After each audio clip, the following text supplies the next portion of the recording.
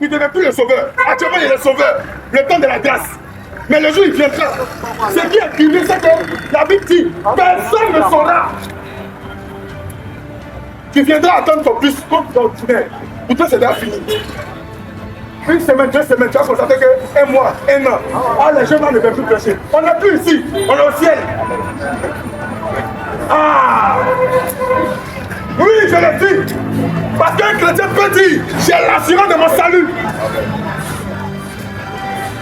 Un chrétien peut le dire, parce que l'esprit est témoignage dans notre esprit que nous sommes enfants de Dieu. Si tu n'as pas encore ce témoignage dans ton cœur, c'est mon même, je te réponds en même temps, tu vas pas au paradis. Parce que pour aller au paradis, il faut une foi faite. Dieu doit te convaincre. Si tu n'es pas convaincu par Dieu dans ton cœur, parce que celui qui envoie au paradis, c'est Dieu. C'est lui qui va te dire, petit, c'est bon, c'est bon. Si tu n'es pas convaincu, pour ton maillot.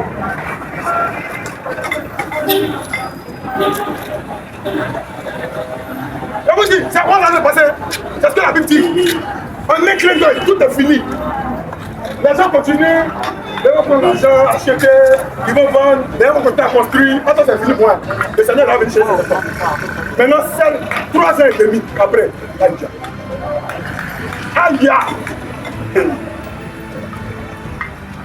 Les gens ils vont se lever, ils vont dire, à partir d'aujourd'hui,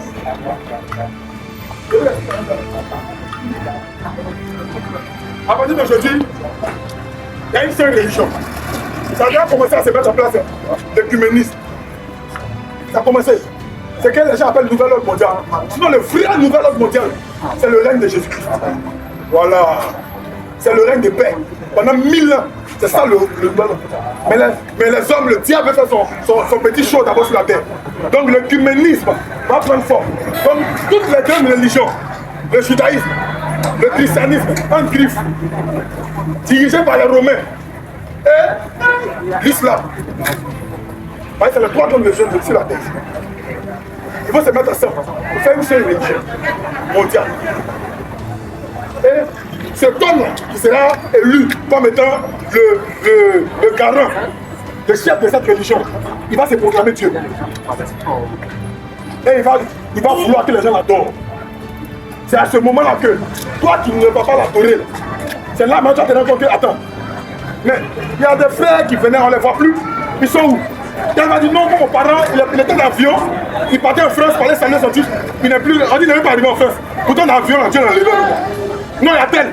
S'il y a un chauffeur de bus qui est chrétien, que Dieu l'a enlevé, le bus s'en fait accident, tout le monde meurt dedans. Pareil, le chauffeur est parti. Donc il y aura des événements comme ça. Les gens vont se rendre compte que le Seigneur est venu chercher ses enfants.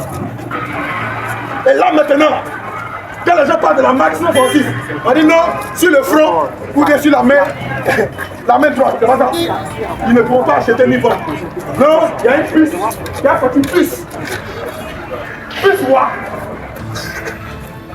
Dans Ézéchiel, chapitre 8, la Bible parle de cette marque-là. Le Seigneur voulait détruire Israël. Et il a fait une réunion où il a demandé à un ange d'aller marquer ceux qui avaient la crainte de Dieu dans leur cœur. Sur leur front. Ce n'est pas une marque visible. Non!